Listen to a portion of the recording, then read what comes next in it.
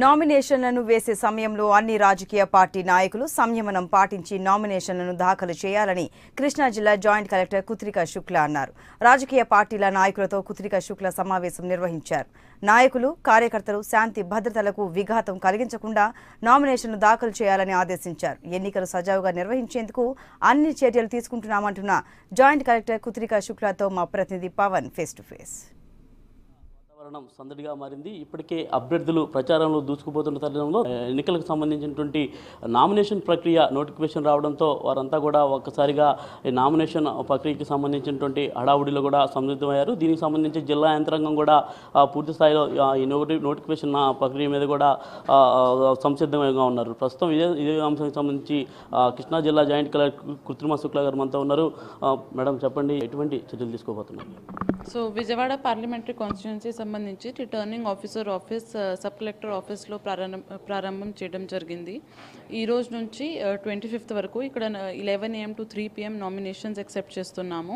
వాళ్ళ నామినేషన్స్ ప్రక్రియలో ఏమేమి డాక్యుమెంట్స్ ఇవ్వాలి, ఫామ్ 2A, ఫామ్ 26 ఎలా ఫిల్ చేయాలి, సెక్యూరిటీ డిపాజిట్ ఎలా ఇవ్వాలి, ఇవన్నీ అంశాలపైన డీటెయిల్గా డిస్కషన్ పెట్టడం జరిగింది.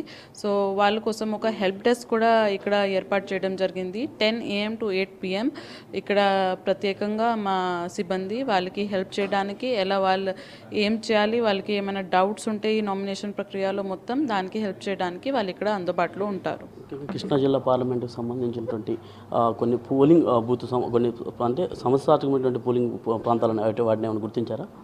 సో ఈ జిల్లా సంబంధించి కొన్ని క్రిటికల్ పోలింగ్ స్టేషన్స్, కొన్ని వల్నరబుల్ పోలింగ్ స్టేషన్స్ ఐడెంటిఫై చేయడం జరుగుతుంది. సో అబ్జర్వర్స్ కూడా ఇప్పుడు ఈ జిల్లాకి ఈ రోజు నుంచి ఇక్కడ వచ్చి ఇవన్నీ ప్రక్రియ అబ్జర్వ్ చేస్తారు బయట నుంచి వచ్చి. సో వాళ్ళ సమక్షంలో ఇవన్నీ క్రిటికల్ స్టేషన్స్ ఏమున్నాయి, వల్నరబుల్ పోలింగ్ స్టేషన్స్ ఏమున్నాయి అవి డిసైడ్ చేయడం జరుగుతుంది. సో ముఖ్యంగా మన central, east and west constituency సంబంధించి ఎక్కడెక్కడ ఒకే లొకేషన్లో ఎక్కువ పోలింగ్ స్టేషన్స్ ఉన్నాయి అవి క్రిటికల్ కింద పెట్టాము. ఎందుకంటే అక్కడ పోలీస్ ఫోర్స్ కూడా ఎక్కువ కావాల్సిన వస్తుంది. దాంతోపాటు వల్నరబుల్ హ్యామ్లెట్స్ కూడా ఈ 3 ప్రాంతం సంబంధించి 6 హ్యామ్లెట్స్ వల్నరబుల్గా కూడా పోలీస్ ద్వారా డిక్లేర్ చేయడం జరిగింది. ఇప్పటికే ఎమ్మెల్సీ ఎన్నికలు కావచ్చు, ఇది చూసుకుంటే ఈ నామినేషన్ ప్రక్రియ కావచ్చు, ఇప్పుడు 10th క్లాస్ విద్యార్థులకు కూడా పూర్తి స్థాయిలో కొంచెం ఇబ్బందికరమైనటువంటి మారే పరిస్థితులు ఉన్నాయి. కాబట్టి ఎన్నికల సంబంధించిన రాజకీయ పార్టీలకి ఏమన్నా సందేశం ఇచ్చారా? సో ఈ 10th క్లాస్ ఎగ్జామ్స్ మొత్తం జిల్లాలో ఇప్పుడు పెట్టడం జరిగింది. సో ఈ 10th క్లాస్ పిల్లలకి ఏమీ ఇబ్బంది లేకుండా పొలిటికల్ పార్టీస్కి కూడా ఈ సమావేశంలో చెప్పడం జరిగింది దట్ ఎక్కడైనా రెసిడెన్షియల్ ఏరియాస్ ఉంటే అక్కడ లౌడ్ స్పీకర్ ఆపేసి వాళ్ళ ప్రొసెషన్ నడిపించాలి. దాంతోపాటు మార్నింగ్ టైం ఈ పిల్లలకి ఎగ్జామ్ వెళ్ళడానికి ఏమీ ట్రాఫిక్లో ఇబ్బంది లేకుండా, ఏమీ టైం డ్యూరేషన్ వాళ్ళకి ల్యాబ్స్ లేకుండా ఆ ప్రొసెషన్లో కూడా సఫిషియెంట్గా వాళ్ళ వెహికల్ వెళ్ళడానికి స్పెషల్గా స్పేస్ ఇచ్చి, ప్రత్యేకంగా స్పేస్ ఇచ్చి వాళ్ళకి ఏమీ ఇబ్బంది లేకుండా ప్రొసెషన్ నడిపించాలి. దాంతోపాటు మా పర్మిషన్స్లో, పోలీస్ పర్మిషన్స్లో కూడా స్పెసిఫిక్గా ఈ పిల్లలకి ఏమీ ప్రాబ్లం లేకుండా ఎలా వాళ్ళ లౌడ్ స్పీకర్ వాడాలి, ఎలా ప్రొసెషన్ నడిపించాలి దానిపైన కూడా ఇన్స్ట్రక్షన్స్ పెట్టడం జరుగుతుంది. అంత్యభద్రత విషయంలో ఎటువంటి చర్యలు తీసుకుంటా ఉన్నారు? సో దీనికి మన విజయవాడ పార్లమెంటరీ కాన్స్టిట్యుయెన్సీ సంబంధించి already teams, flying squads, model code of conduct implementation teams, దాంతోపాటు స్టాటిక్ సర్వేలెన్స్ టీమ్స్ 50 పైన టీమ్స్ ఇలా ఫీల్డ్లో ఉన్నారు. ఎక్కడెక్కడ వాళ్ళకి కంప్లైంట్స్ వస్తే ఏమైనా దానికి వాళ్ళు వెంటనే రెస్పాండ్ అవుతున్నారు.